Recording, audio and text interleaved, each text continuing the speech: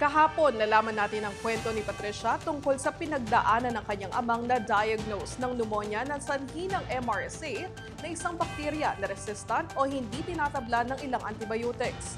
Ngayon, alamin natin ang payo ng isang infectious disease expert na ating nakapanayam para makaiwas sa sakit ngayong flu season.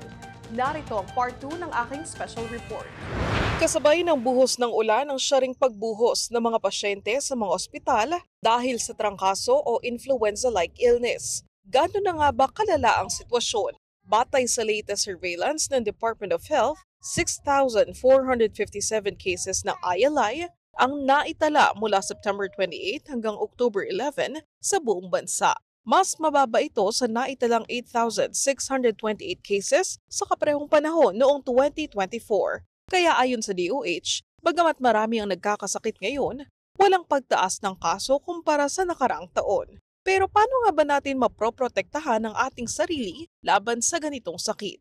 Payo ni Dr. Marja Buensalido ng Philippine Society for Microbiology and Infectious Diseases o PSMID, kung may sintomas, mas mabuting manatili na lamang sa bahay para hindi na makahawa. Kung hindi naman maiiwasang lumabas, you need to go to work or you need to do some errands, be conscientious to wear a mask kasi baka sa'yo mild lang pero kung yung mahawahan mo, elderly or immunocompromised, pwedeng mas severe sa kanila yung sakit. Number 3, aside from staying at home or wearing a mask, yung hand hygiene, hindi natin kakalimutan kasi pwede ring maipasa yung sakit through droplets. And syempre, pinaka-importante sa lahat, yung bakuna, because some of these viruses na nagkukos ng influenza-like illnesses are vaccine preventable. Kung bakunado laban sa flu, hindi lang sarili mo ang pinoprotektahan, kundi pati mga taong araw-araw mong nakakasalamuha. Batid naman ni Doc Marja na may mga taong nagdadalawang isip pa rin magpabakuna. Posibleng maling impormasyon online anya ang dahilan nito. Huwag tayong matakot.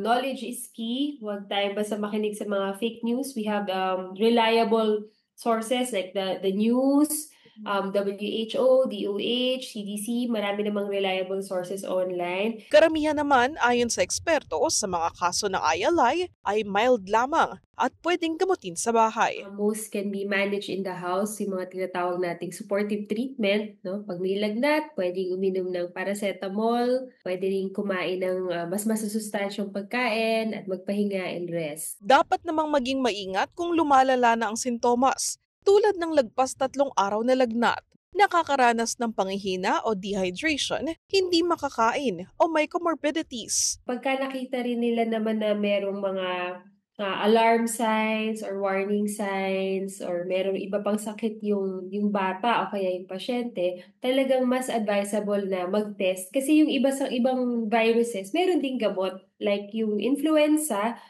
meron siyang oseltamivir na pwedeng ibigay sa pasyente para mas mabawasan yung symptoms ng pasyente. Paalala pa ng eksperto, iwasan ang self-medication. Sa tamang kaalaman at pag-iingat, maiiwasan natin ang pagkalat ng sakit ngayong flu season.